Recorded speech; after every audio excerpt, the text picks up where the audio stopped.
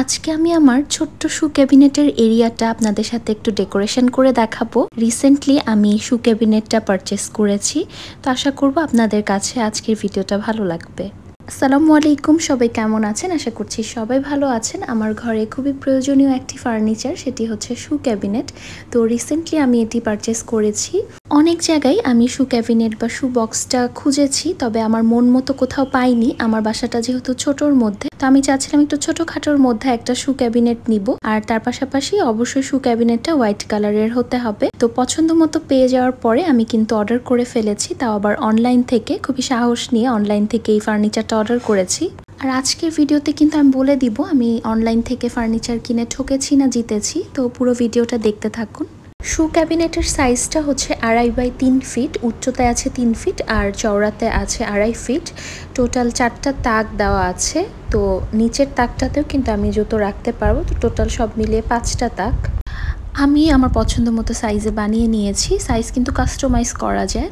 তো যাই হোক, আমি একটু উপরটা ডেকোরেশন করে নিচ্ছি। প্রথমেই হচ্ছে একটা সি গ্রাসের ব্যাগ রেখেছি, তার মধ্যে একটা আর্টিফিশিয়াল ফ্লাওয়ার, তারপর একটা ক্যান্ডেল হোল্ডার আর একটা ন্যাচারাল মানি প্ল্যান্ট গাছ রেখেছি। যেহেতু এই ক্যাবিনেটটা একদম হোয়াইট কালারের ভেতর আর আমি এটার ভেতরে জুতা রাখবো, তাই কিন্তু আমি প্রথমেই ক্যালেন্ডার বিছিয়ে নিচ্ছি ভাঁজ করে। এতে করে কিন্তু ময়লা কিছুটা হলেও কম হবে, পরবর্তীতে আমার জন্য পরিষ্কার করে নেওয়া ইজি হবে। তো প্রথমে 3টা তাকে আমি আমার জুতোগুলো রাখছি এবং এগুলো হচ্ছে স্লিপার, হিল এভাবে করে রাখছি, যেন যেটা যখন প্রয়োজন হয় আমি সহজেই পাই। আর নিচের তাকগুলোতে আমার হাজব্যান্ডের জুতাগুলো রেখে দিব। তো এই তো আমার পুরো শু ক্যাবিনেটটা মোটামুটি অর্গানাইজ করা হয়ে গিয়েছে। এবার কিন্তু আর গ্ল্যাটার লাগবে না। আমার বাসার কিন্তু এই জুতোগুলো অনেক এলোমেলো হয়ে থাকতো। শু বক্সটা থেকে যাতে করে কোনো ব্যাড স্মেল না আসে, সে কারণে কিন্তু আমি কিছু ন্যাপথলিন দিয়ে রেখেছি। এখন আমি জানি অনেকেই জানতে চাইবেন শু বক্সটা আমি কোন পেজ থেকে নিয়েছি আর এটার প্রাইস কেমন পড়েছে, সেই সম্পর্কে আমি বলে দিচ্ছি। প্রথমত একটু বলে নেওয়া ভালো, আমি শু বক্সটা যেমন এক্সপেক্ট করেছি মোটামুটি তেমনই পেয়েছি অনলাইন হিসেবে। তবে আমার কাছে একটা ব্যাপারই খারাপ লেগেছে, ওনাদের শু বক্সটার পেছনে যে হার্ডবোর্ডটা দিয়ে ওনারা ফিক্স করেছে সেইটার একটুখানি অংশ কিন্তু উপর থেকে দেখা যাচ্ছিল, যে জিনিসটা আমার কাছে ভালো লাগেনি। ওনারা চাইলে এই জায়গাটা রং করে দিতে পারতো, এবং ওনাদেরকে জানানোর পরে আমাকে বলেছে এটা নাকি এরকমই থাকে। তো যাই হোক, আমার কাছে এটা একদমই ভালো লাগেনি। তো এটা হয়তো পরবর্তীতে আমি নিজেই রং করে নিব।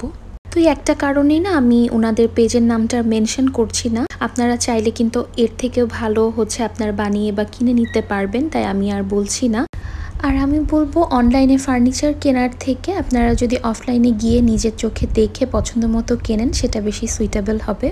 তো এবার হচ্ছে আমি শু বক্সটার দামটা বলে দিচ্ছি। দাম পড়েছে 3500 টাকা শু বক্সের, আর ডেলিভারি চার্জ নিয়েছে 300 টাকা। তো সব মিলিয়ে 3800 টাকা পড়েছে।